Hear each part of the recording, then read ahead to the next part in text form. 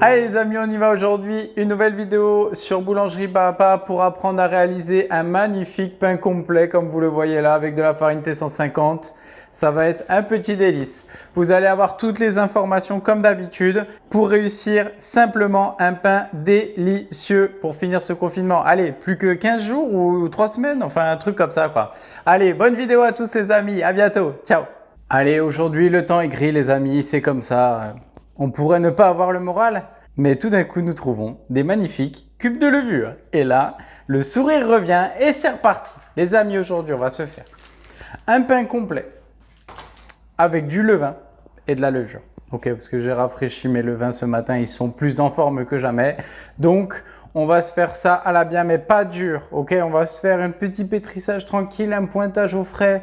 Pas de stress, demain on se façonne ça et on est très bien. Je vous montre la recette. Déjà, regardez-moi ces petits levains, comme ils sont mignons, ils sont tout doux. Donc, je n'ai toujours pas de pot à confiture avec un élastique. Hein. Désolé. Ça, c'est des levains qui ont été rafraîchis ce matin. Là, il est dans les 18h, 17h30, 18h. Et du coup, là, ils sont vraiment au top niveau. Hein. Là, mon levain pâteux, il est magnifique. Je me suis dit, je vais faire un pain complet. Ok. Et pour le complet, moi, je préfère... Moi, c'est ma philosophie. Faire sur levain pâteux. Ok. Je trouve que ça garde le peps, ça garde de la force. Le levain liquide, ça va avoir tendance à encore plus affaiblir le réseau. Donc, moi, c'est mon avis, c'est mon feeling. Après, vous faites comme vous voulez. La recette, elle est là. Farine T150, donc je vous rappelle, les pains complets, c'est des farines complètes, donc le plus haut type. T150, farine de blé complète, sans additifs, sans rien. Sel 4 grammes. Levure fraîche, donc j'ai mis 1 gramme de levure fraîche. Elle est là. On dirait que c'est pas énorme, hein, mais pour 240, c'est pas mal. Hein, c'est 0,5%, ça fait pas mal. Ça suffit largement. En fait, ma levure, pourquoi je mets ma levure en plus de mon levain? Ma levure, c'est ce qui va m'apporter de la stabilité, c'est ce qui me permet de dormir tranquille et voilà, de me dire, avec ma levure, je bloque. Le lendemain, je sors, ça reprend la température et directement, les levures, c'est beaucoup plus stable que des levains. Le levain, c'est plus pour le côté goût, conservation. Voilà, ça va m'apporter aussi de la fermentation, c'est sûr. Mais voilà, le fait de mettre de la levure fraîche, donc si vous avez que de la sèche, vous mettez 0,5. Vous mettez un tout petit peu, un tout petit grain. Si vous n'avez pas de levure, vous mettez un peu plus de levain pâteux. Voilà les amis. Ok, donc ça c'est pour la recette. Donc simple, efficace. Surtout faites-le à l'instinct. Si vous voulez mettre plus de levain pâteux et enlever la levure, c'est possible, il n'y a pas de souci. Eau, on est à 680, 68%. Et moi, je préfère partir tranquille et ensuite bassiner. Si besoin, je rajoute de l'eau. TB75 parce que je pétris à la main. Il fait 22,5 ici. 18 ma farine. Je mets de l'eau à 34 et ça va me sortir une pâte à 25. C'est la théorie, c'est comme ça. Allez, on y va. C'est parti pour le pétrissage. Allez, c'est parti. Donc là, j'ai tous mes ingrédients. Je ne sais pas si vous voyez bien. Surtout farine complète. Donc, c'est farine avec issue typée. C'est normal qu'elle soit marron, brune. C'est l'essence du blé. Hop, je mets mon eau. Et je verrai après si j'ai besoin de bassiner. Alors, ça c'est mon pain complet. Donc moi, je fais généralement des complets assez fermes. C'est des pâtes voilà, fermes à bâtarde. Donc c'est des pâtes qui se tiennent bien. Pour le complet, là, ça fait 3 minutes même pas que je travaille. Donc si vous avez besoin de plus d'eau, vous bassinez un peu. Par contre, ne partez pas avec une pâte trop douce. Le complet, ce n'est pas le pain qui va retenir énormément les gaz.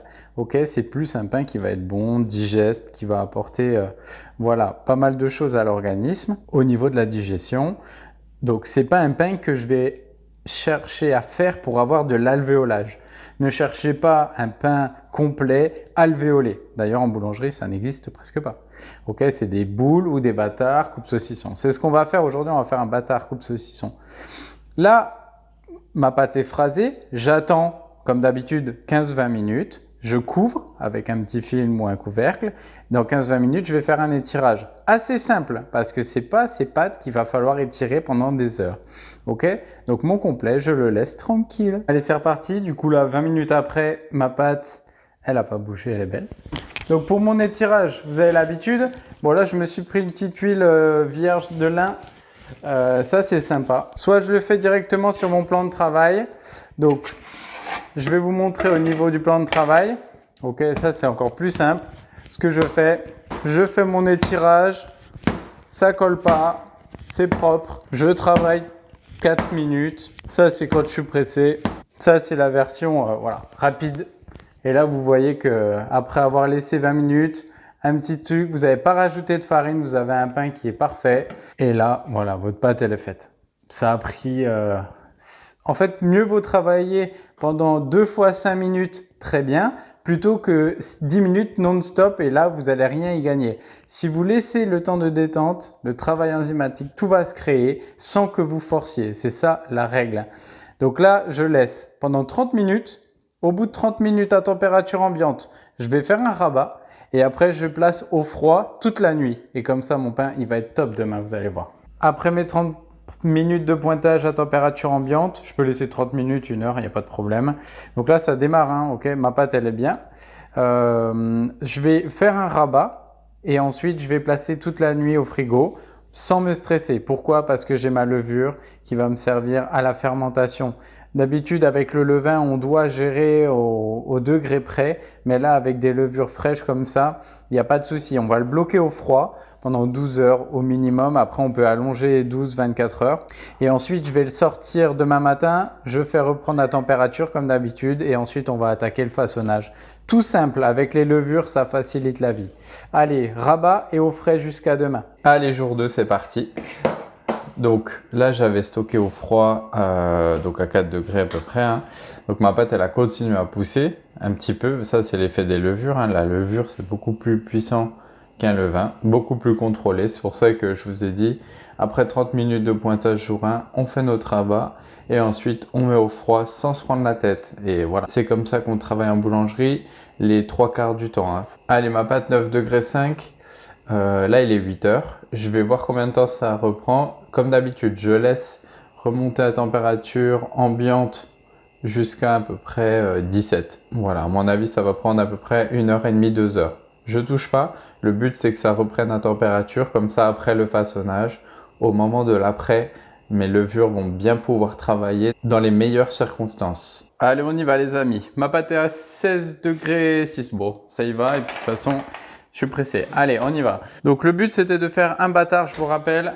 Bâtard 450. Donc là, j'ai la totalité de ma pâte. Si je veux en faire deux, bien sûr, je peux. Je vais faire une bonne mise en forme, c'est-à-dire, je vais faire une mise en forme boule. Donc, il existe, bien sûr, 15 façons de faire des boules. Moi, je vous montre la mienne. Il y en existe plein. Chacun fait comme il veut. Le but, c'est d'avoir une boule bien faite. Donc, je fais ma boule.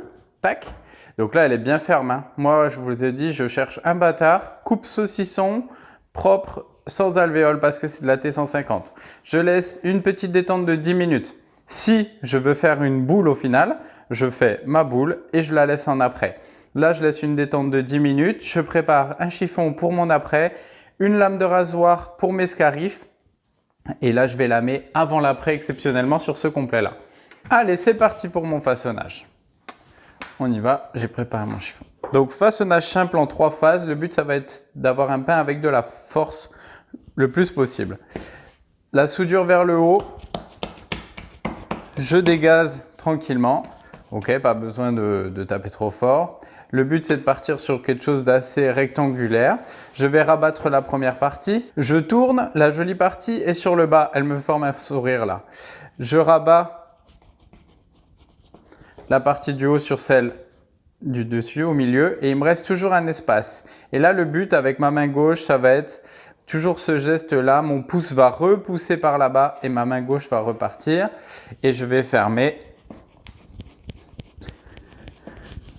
tout simplement. Voilà, mon pain, ma soudure là, je la mets bien sur mon tour. Ok, là j'ai un joli bâtard. Hein. Ce que je vais faire, je vais la fariner généreusement. Là, je le fais exprès de fariner, c'est-à-dire je fleure pas. Pourquoi? Parce qu'ensuite, je vais l'essuyer comme ça pour avoir une surface propre et lisse. Ça, aujourd'hui, on va faire une technique spéciale. On va scarifier avant l'après, c'est-à-dire je vais lamer à ce moment-là et je vais laisser pousser pendant environ 45 minutes. Ne jamais trop laisser pousser une fois que c'est scarifié. Pourquoi je me permets de faire ça? Parce que sur le pain complet, Sur les pains de seigle, des pains comme ça, c'est des pâtes qui sont poreuses, c'est-à-dire qu'ils vont moins retenir les gaz et c'est des pâtes souvent qui sont surtout plus fermes. Si j'ai une pâte ferme, je peux me permettre de la scarifier à ce moment-là, laisser un après de 45 minutes et ensuite enfourner. Ok? Donc là, on va faire une scarification avec une lame droite type saucisson.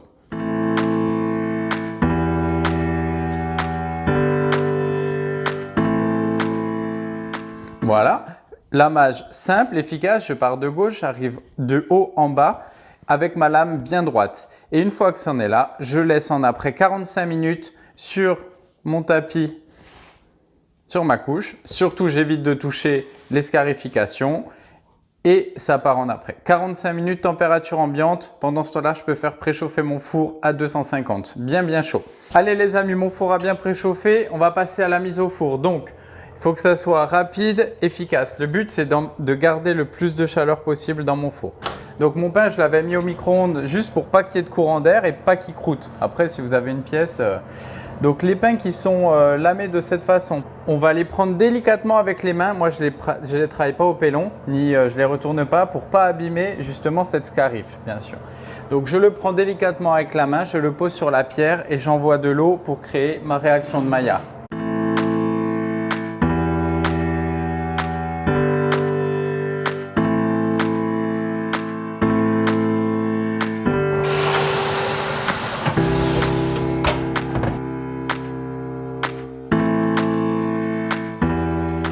Pour le pain complet, donc là, ça fait exactement 17 minutes que mon pain est cuit à 250. Pour le pain complet, encore plus que d'habitude, il faut vraiment laisser bien sécher, surtout les jours de pluie comme ça. Pourquoi? Parce que les fibres, c'est hygroscopique, ça va capter l'humidité présente dans l'air. Donc là, plus je vais le sécher, plus mon pain va se conserver. Donc là, je vais bien le laisser surtout. Je vais mettre à 180. Ce qui compte, c'est que ça arrête de colorer, vous savez, et que ça continue à sécher l'intérieur du produit. Donc soit j'entrouvre ma bouche comme ça et je laisse pendant 15-20 minutes tranquillement. Soit je ferme et je mets à 180, au choix, comme vous voulez. Et voilà le résultat après 45 minutes de recevage. J'ai ouvert mon pain. Donc voilà, que je vous montre à la lumière. Donc on a une mie qui est brune, c'est normal, c'est des issues. Et on a un pain qui est comme on l'attend d'un pain complet, c'est-à-dire il n'y a pas vraiment d'alvéole, mais c'est normal. Je vous l'ai déjà expliqué plusieurs fois. On a quelque chose pour faire de la jolie tartine, un pain qui va être très bon, voilà, pour ce qui est transit intestinal, etc. Les fibres, voilà, ça fait travailler un peu l'organisme et on va avoir un goût qui va être délicieux. Donc les amis, j'espère que cette vidéo vous a plu. N'oubliez pas de vous abonner et de partager autour de vous. Allez, à bientôt sur Boulangerie Papa les amis.